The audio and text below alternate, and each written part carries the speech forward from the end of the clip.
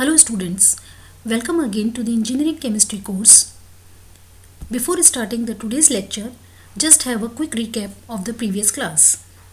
In the last class we have discussed the addition reactions and learned about the free radical addition reaction, in which we have learned the mechanism of the free radical addition reaction and what is the peroxide effect or what is the Kharash effect. These topics we have learned in our previous class. So coming towards the today's lecture, in the today's class we are going to learn about the substitution reaction. Remember, we are continuing with the unit 5, organic reaction mechanism and introduction of drugs. In this series we are studying the types of organic reactions. In the previous class we have completed the addition reaction. We know the organic reactions are of the 4 types: addition reaction, substitution reaction, elimination reaction and the rearrangement reactions. So in the today's lecture we are going to start the substitution reaction. The topics which will cover in the today's class are the types of substitution reaction, which includes nucleophilic substitution reaction, electrophilic substitution reaction and the free radical substitution reaction. In today's class we will learn in detail about the nucleophilic substitution reaction, the types of nucleophilic substitution reaction, in which today we will going to learn in detail about the SN1 reactions. These are the nucleophilic substitution unimolecular reactions. We will learn in detail the mechanism of the SN1 reaction in the today's class. So let us begin with the substitution reactions. As we have earlier also discussed that the substitution reactions are those reactions which involves the direct replacement of an atom or a group of atom in an organic molecule by another atom or the group of atom without any change in the remaining part of the molecule. So here is the example of the substitution reaction, in which reaction of methane with chlorine in presence of light taking place resulted in the formation of the chloromethane. Here this hydrogen of the methane is replaced by the chlorine, that means hydrogen is substituted by the chlorine and formation of chloromethane takes place with the elimination of the HCl. So this is the example of the substitution reaction. Remember one thing, that this atom is the replacing or the leaving group, while the other part of the molecule remains untouched, remain as it is after the substitution reaction in this case. Now coming towards the types of substitution reactions. Depending upon the attacking reagent, the substitution reactions are of 3 types: electrophilic substitution reaction, in which the attacking reagent is the electrophile. Second is the nucleophilic substitution reaction, in which the attacking reagent is the nucleophile. And third one is the free radical substitution reactions, in which the attacking species is the free radical. Remember one thing, we have learned that basic organic reaction is the S plus R giving the product. What is S here? S is the substrate molecule, R is the attacking reagent.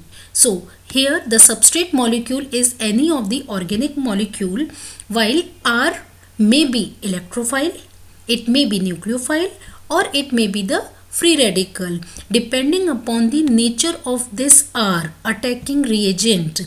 Depending upon the nature of the attacking reagent, the substitution reactions are of 3 types: electrophilic substitution reactions, nucleophilic substitution reactions and the free radical substitution reactions.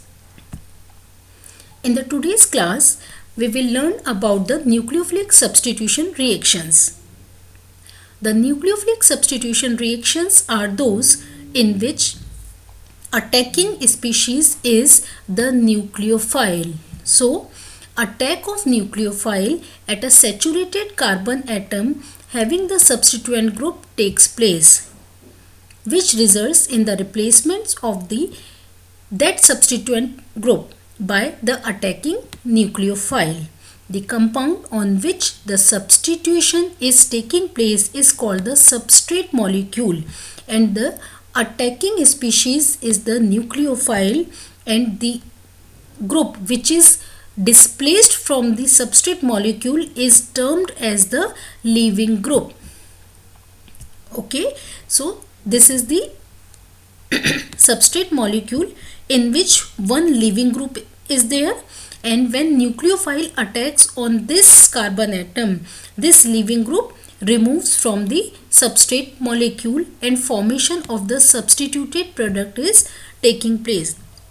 So basically in this type of reaction, R plus S giving the product. So this S, that means substrate molecule must containing the leaving group which is to be replaced by the nucleophile, and R, that is the attacking reagent, will be the nucleophile here. So nucleophilic substitution reactions are those reactions in which attack of nucleophile onto the saturated carbon atom taking place, and this nucleophile attacks on the saturated carbon atom with the replacement of some leaving group, and this results in the formation of the substituted product. Now, types of the nucleophilic substitution reaction. Remember one thing, in this type of reaction, attacking species always be the nucleophile. So, depending upon the mechanism of the substitution, how the substitution taking place. So, depending upon the mechanism of the substitution, the nucleophilic substitution reactions are classified in 4 categories. First, substitution nucleophilic unimolecular reaction, which is known as the SN1 reactions. Second, substitution nucleophilic bimolecular reaction, which is known as the SN2 reactions. Third, substitution nucleophilic intramolecular reactions, which is termed as the SNI reactions.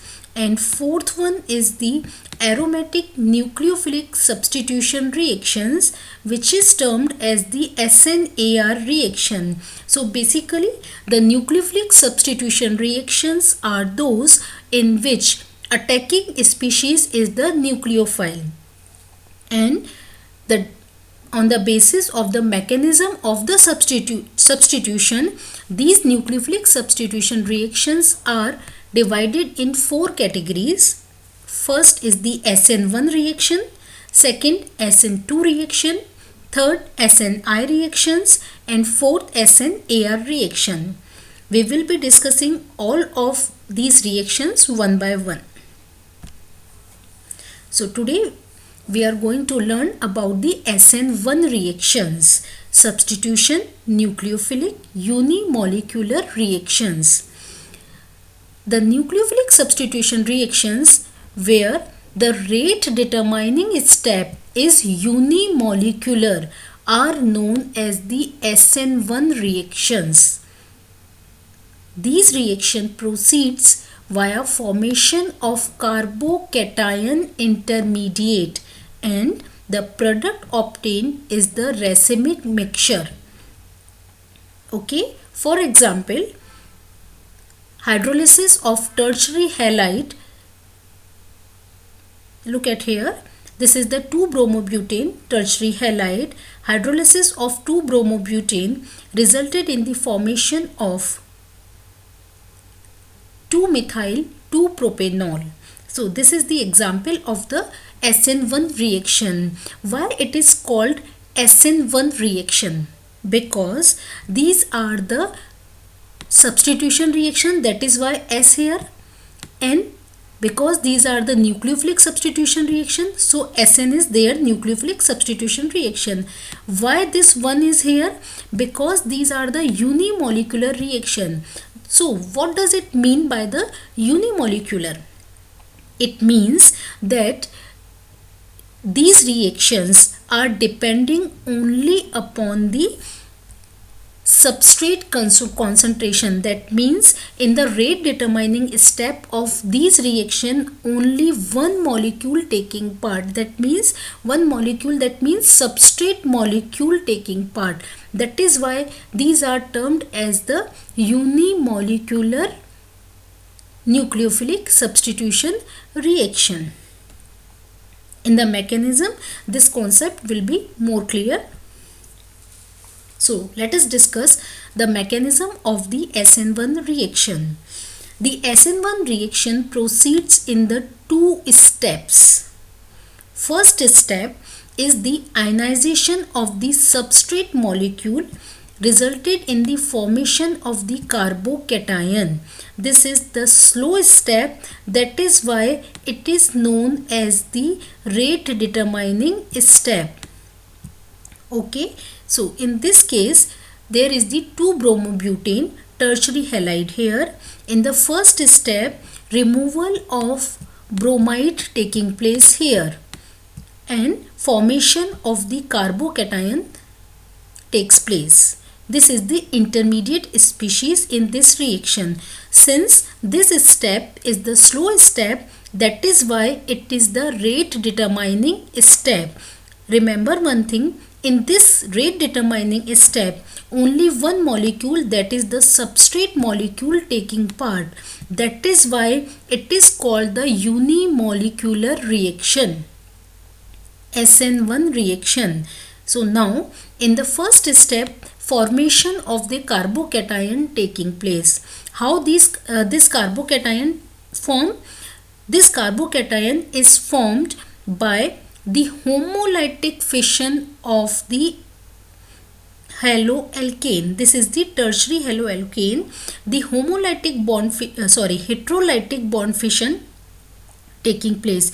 Due to the heterolytic bond fission, formation of the anion bromide and the carbocation taking place. So this is the intermediate in this reaction, carbocation species.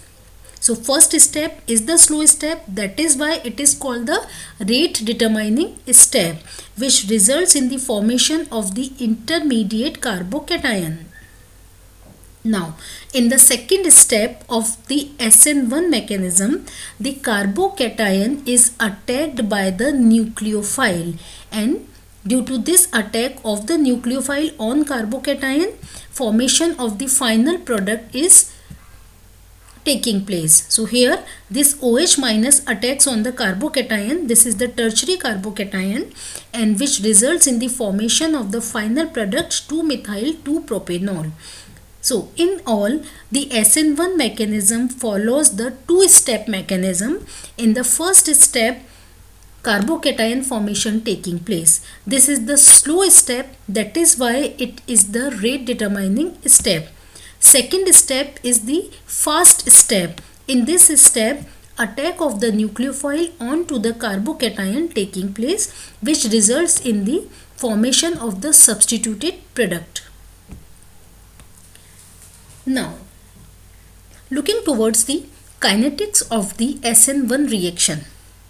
In SN1 reactions, first step is the rate determining step, in which only the substrate molecule taking part. Look here again. This is the rate determining step. In the rate determining step, only the substrate molecule is present.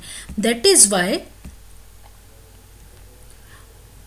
the rate of SN1 reaction is only dependent on the concentration of the substrate molecule, not onto the nucleophile concentration. Why? Because in the rate determining step, only the substrate molecule is there. That is why rate of SN1 reaction is equal to K, that is the rate constant, and concentration of the substrate molecule only. So it must be clear that the rate of the SN1 reaction is dependent only on the concentration of the substrate molecule. That is why this is known as the unimolecular nucleophilic substitution reaction. Clear? So now if we double the concentration of alkyl halide, then the rate of reaction would also be doubled, because rate is directly proportional to the concentration of alkyl halide, while any change in the concentration of nucleophile would not affect the rate of SN1 reaction. Please pardon, this is the spelling mistake. So the concentration or the rate of the reaction of SN1 reaction depends only on the concentration of the substrate molecule, not onto the concentration of the nucleophile. Now, next question comes to our mind, that why SN1 reaction results in the formation of the racemic mixture. In the starting slide, we have discussed that the SN1 reaction resulted in the formation of the racemic mixture.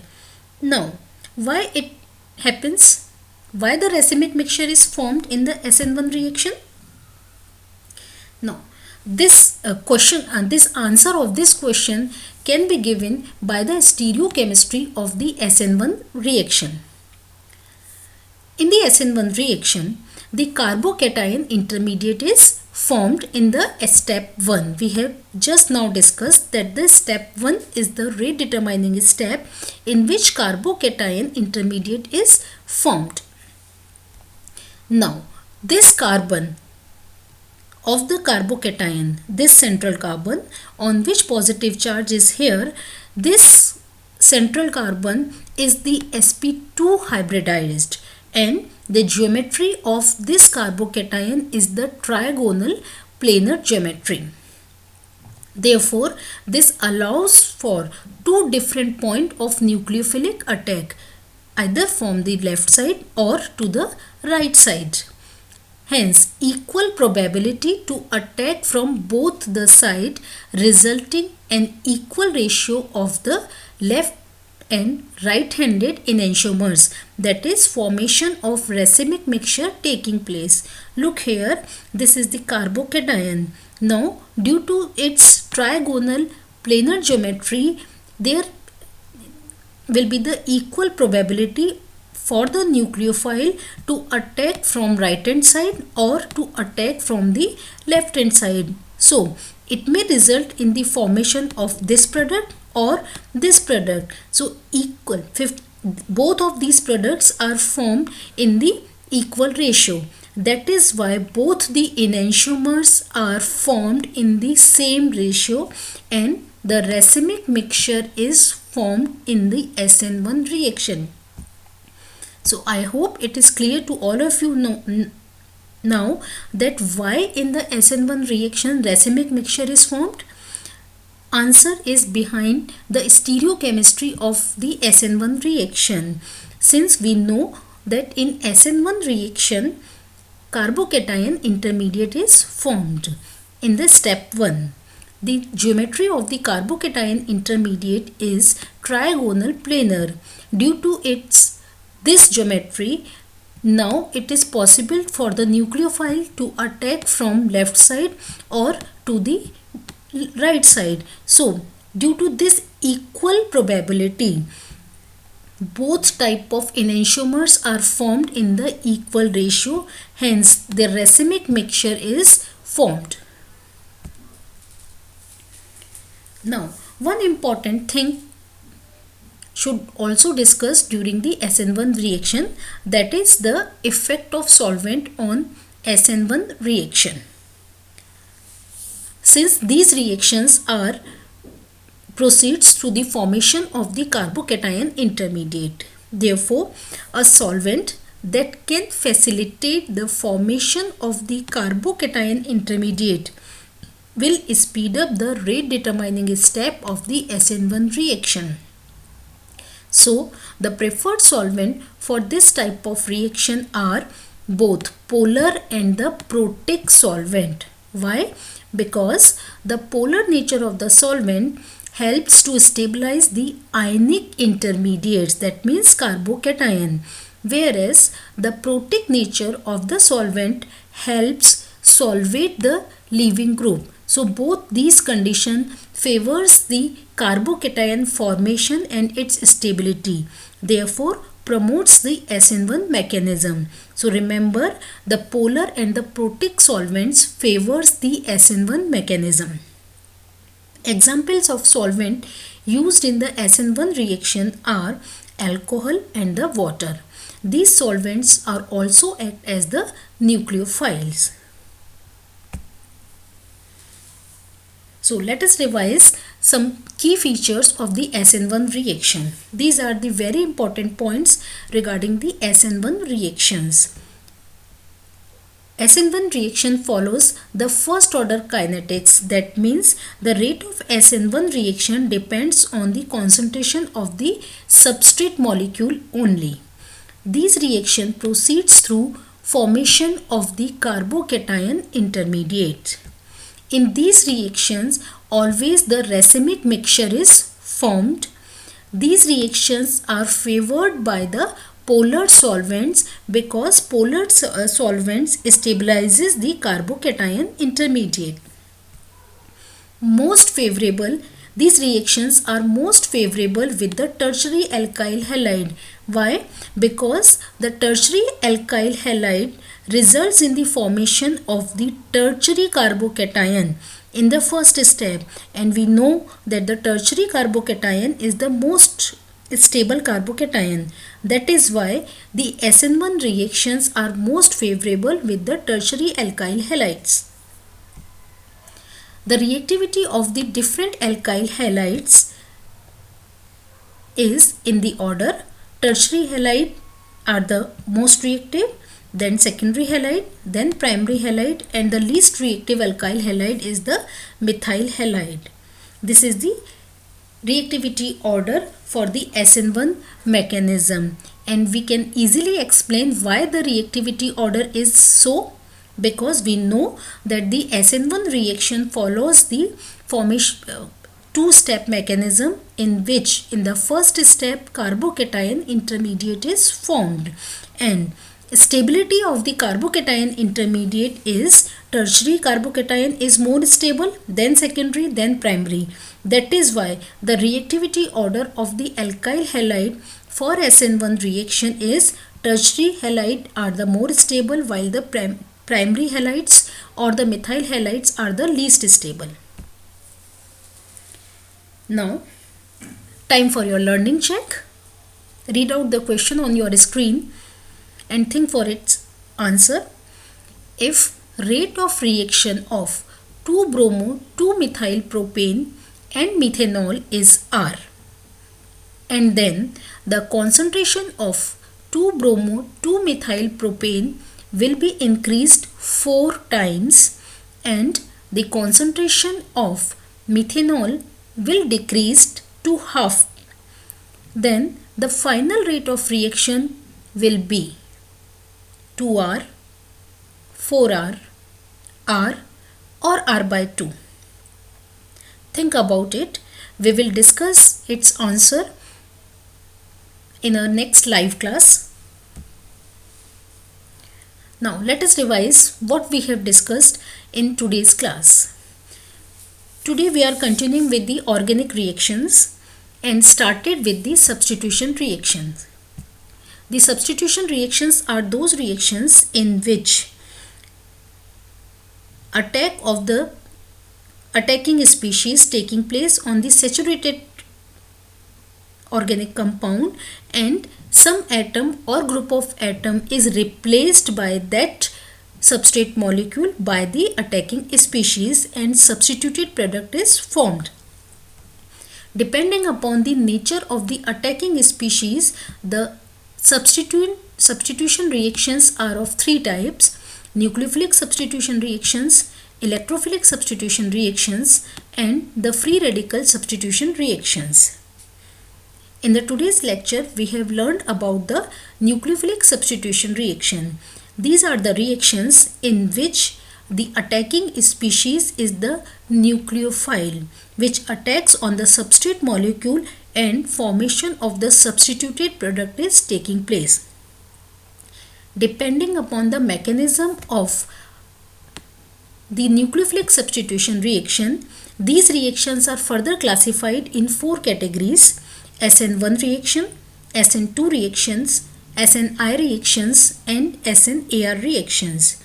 In the today's lecture, we have learned about the SN1 reactions in the detail, in which 3 main points we have discussed about the SN1 reaction.